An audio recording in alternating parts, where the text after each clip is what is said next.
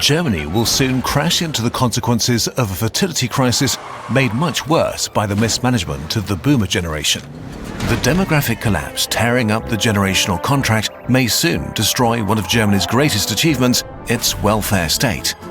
Millennials, Gen Z and younger are left with a huge mess they somehow need to sort while they're outvoted by the grey bloc making the decisions for them. What happened?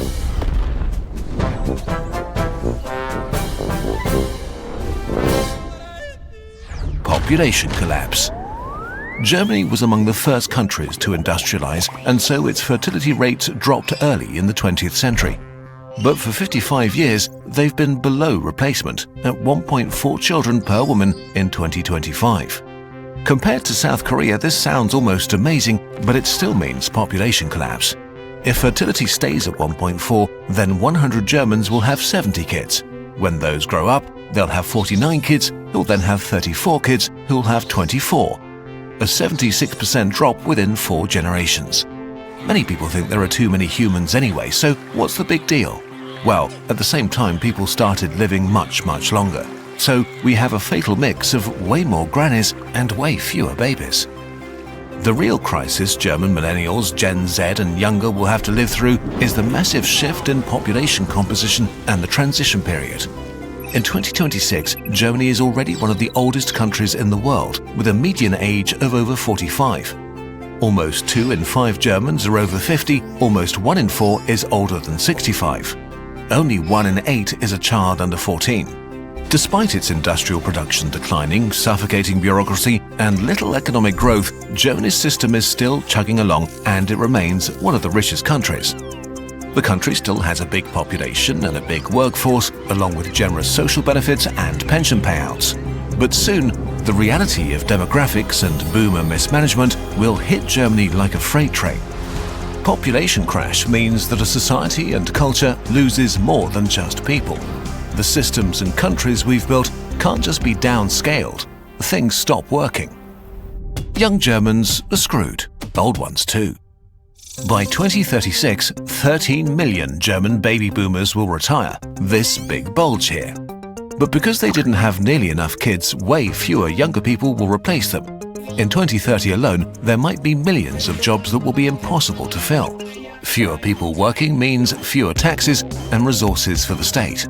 Also, services will decline, waiting times will increase for everything from your bags at the airport to doctor's appointments. But the much more urgent issue is retirees. Germany has a pay-as-you-go pension system, which means that about 20% of today's salaries is directly paid out to pensioners. This sort of worked in the 1960s when there were 5 working Germans for every retiree. But in 2024, this ratio is down to about 2.5. In the 2030s, it will get closer to 2 workers for 1 pensioner. And about 10 years after retirement, people tend to get really sick and cause the vast majority of healthcare costs. The math ain't mathing, and it actually never really did. Already in the 1970s, governments began to subsidize the pension funds with tax revenue, pushing the problem into the future, as has more or less every single government since then. Well, the future is today. In 2025, the German federal government spent roughly a quarter of its annual tax revenues to fix holes in the pension system, on top of the working population's payments. Let's say that again. 1 in 4 German tax euros is used to pay out pensions today. More than on education, research, infrastructure, and defense combined. The wealth of the nation is redistributed from the young and the working to the old and retired. And as the boomers retire, this will only get worse. It's money that could be spent on things that help the young and the working part of the population, like incentives to start a family, lower taxes, free childcare, cheap loans to buy homes, investments in education, infrastructure, or clean energy. There are so many things that would help young Germans. But will millennials and Gen Z get to enjoy similar pensions at least? Well, it's not very likely. The current system only works for boomers because their parents had more children and died younger, and because Germany was booming and the problem escalated slowly. Young people today don't have all of that. Okay, that's depressing, but at least the young can take care of their own retirement and save money, right? Well, many sure would like to, but taxes and contributions are about 40% of salaries for the average worker and almost 50% in the highest tax brackets, one of the highest in the world. Together with the rising cost of living and sluggish wage growth, this makes it especially hard for young and middle-aged Germans to generate savings for their own retirements. One of the best investments, wealth generators and places of comfort and security, is owning your own place. But due to a mix of NIMBYs preventing new development, increasing mountains of new regulations making building more expensive, and millions of people immigrating to Germany in the last few decades, the housing supply is deeply behind demand. Renting and buying real estate in metropolitan areas where young people actually want to live is so expensive today that even couples with a dual income and good jobs have a really hard time affording it. The generational contract in Germany is broken. And yet, some media voices continue to frame all this as a failure of young people's financial habits. The reality is complicated, and misleading narratives permeate the media landscape. Thankfully, there is a solution. Our partner Ground News is a website and app built to help you think critically about the information you consume, a mission we fully support. They curate news articles from across the globe, adding context on political bias, reliability, ownership, and summaries that highlight what each side is leaving out. You can even compare headlines to see how bias shapes the narrative. Take this story about a report on Germany's economic decline. Some present it as a straightforward warning, while others highlight it as a serious threat to living standards. Ground News also reveals blind spots, stories that only one side is covering, showing you what your usual news feed is hiding. As information bubbles are becoming the norm, thinking critically about the news is no longer optional. And Ground News makes it easier to do just that. Try it at ground.news/nutshell or scan the QR code on the screen. Using this link gives you 40% off an unlimited access subscription and directly supports our channel. And now, back to the video. Young Germans are condemned to pay off a huge loan on the future that the older generations have generously granted themselves. And they don't have the power to change this by voting because German parties just have no incentive to help young people. Demographic decline in a democracy is a feedback loop. When seniors are the largest group of voters, politicians make politics for them.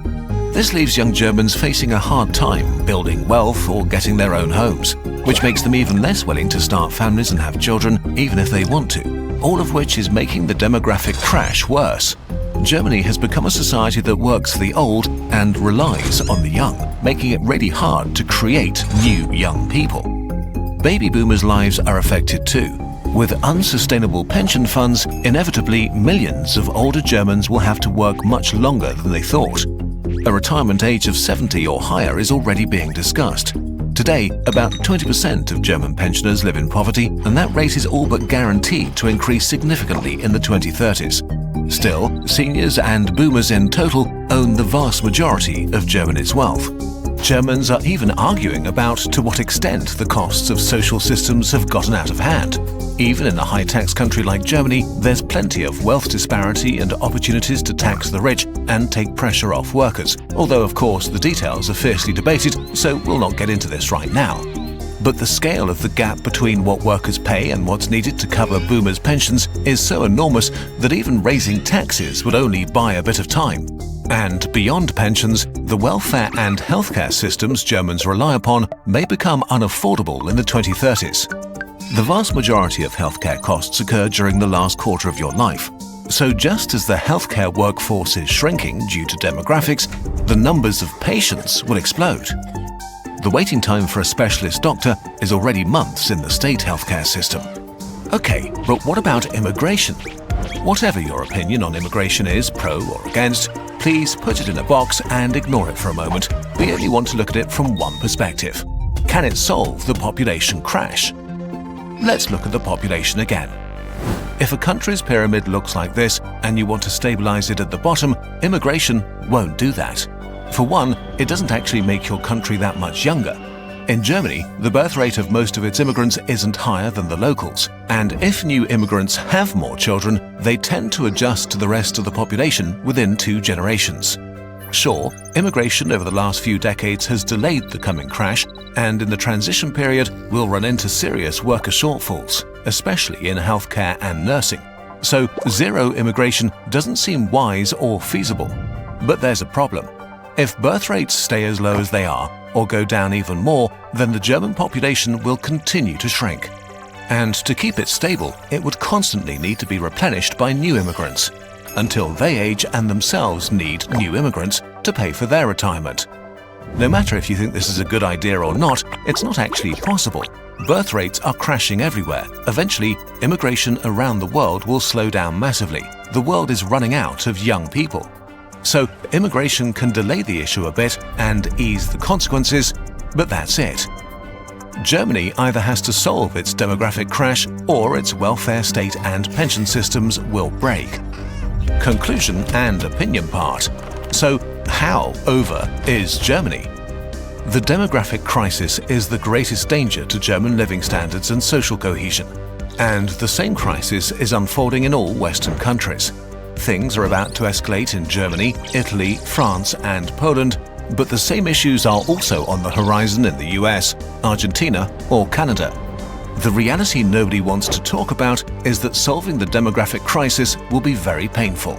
It will require sacrifices from everyone, and politicians seem incapable of addressing it honestly. But to solve the demographic crisis for real, something no nation has done successfully so far might mean doing things that are intensely unpopular with older voters. Instead of spending 25% of Germany's entire budget on the elderly, especially the wealthiest among them, we could invest more of it in families, paying for housing and childcare and making it an amazing deal to have a big family. More than anything, our attitude to kids and families needs to change. Demographics move slowly, but then unstoppably. The next few decades will be rough, but our societies can decide just how rough, and what kind of societies will emerge on the other side.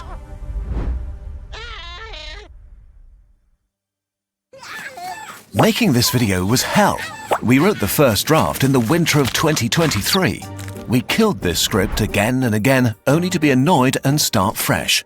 This topic is complex, and people angrily disagree about it, so presenting the information in a way that was nuanced, but also not so much that it lost all bite, was incredibly hard. Especially as Germans, it was a real challenge stepping outside the narratives we grew up with.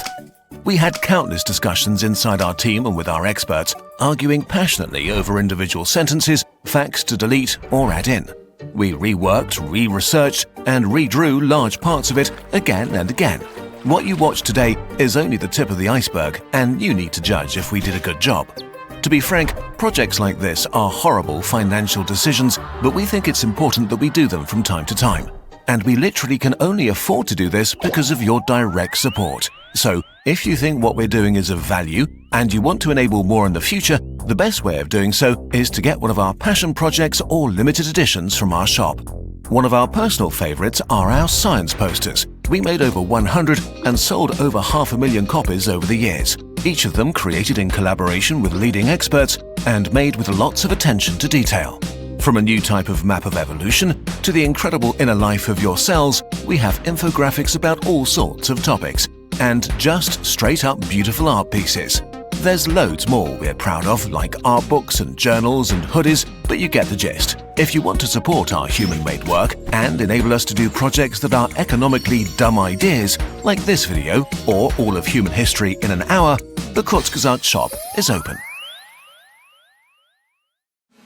You want to listen to the beautiful soundtrack without my annoying voice? Well, it's up to you. Just select the audio track Interlingua down here and watch the video again as a music video.